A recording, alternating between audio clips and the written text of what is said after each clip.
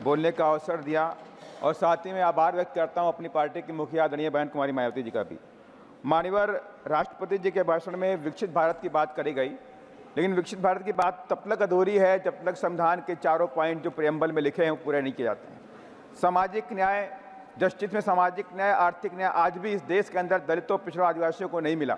माननीय इस पे सरकार को विशेष ध्यान देना पड़ेगा और मैं सरकार से कहना चाहता हूं आपके माध्यम से कि रिजर्वेशन में, प्रमोशन में रिजर्वेशन का जो बिल पेंडिंग पड़ा है उसे पूरा कराया जाए, प्राइवेट सेक्टर में रिजर्वेशन दिया जाए और साथ ही विकसित भारत की बात इस देश में तब तक नहीं हो सकती जब तक हम शिक्षा की तरफ नहीं बढ़ेंगे।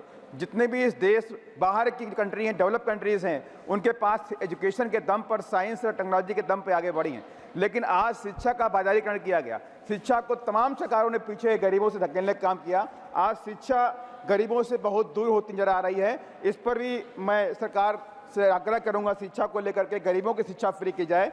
साथ ही जातिवाद एक बड़ा जहर है, जब तक सोच विकसित नहीं होगी, जातिवाद से बाहर नहीं निकलेंगे तो बात नहीं बनने वाली। पूरे देश के अंदर जातिवाद की घटनाएं बढ़ी, अत्याचार की घटनाएं बढ़ी। अभी कुछ दिन पहले उत्तर प्रदेश के फिरोजाबाद में एक दलित युवक को थाने में और वहाँ पे जेल के अंदर पीट के मार डाला गया और ऐसी कई घटनाएं देखने को मिलती हैं। मानवर एक दुर्भाग्य की घटना घटी हरिद्वार के अंदर, एक 13 साल की बच्ची के साथ कई लोगों ने बलात्कार किया। ये घटनाएं दुखद है मानवर, इन पर भी सरकार को रोक लगाना चाहिए कि ऐसी घटनाओं की पुनरावृत्ति देश में नहीं होनी चाहिए। और मानवर एक बात और मैं कहना चाहता हूँ कि पिछले कई सालों से इस देश के जो दलित और आदिवासी है उस सरकारी जमीनों पर मकान बना के रहता है, उनके पास कोई कागज नहीं है, दशकों सदियों से रहते हैं, लेकिन सरकार ने पिछले कई सालों से सरकारी जमीन खाली कराने के नाम पर बुलडोजर से मकान तोड़ दिए और वो बेचारे बेघर हो गए। दलितों के मकान तोड़े गए, आदिवासियों के मकान तोड़े गए, मुसलमानों के मकान तोड़े गए। इस पर भी सरकार को ध्यान देना चाहिए। सरकार पूरे देश की है, जनता की है, चाहे वो दलित हो, चाहे आदिवासी हो, चाहे वो पिछड़े समाज का हो। मानवर लास्ट में कहना चाहता हूँ, किसान सम्मान निधि अच्छी बात है, लेकिन कभी आपने सोचा किसान सम्मान निधि तो ठीक है, लेकिन कभी आपने सोचा जो कृषि में जो काम करते हैं, कृषि श्रमिक जिसे खेतिहर मजदूर कहते हैं, वो सिर्फ 2-3 महीने की इनकम पर डिपेंड करते हैं।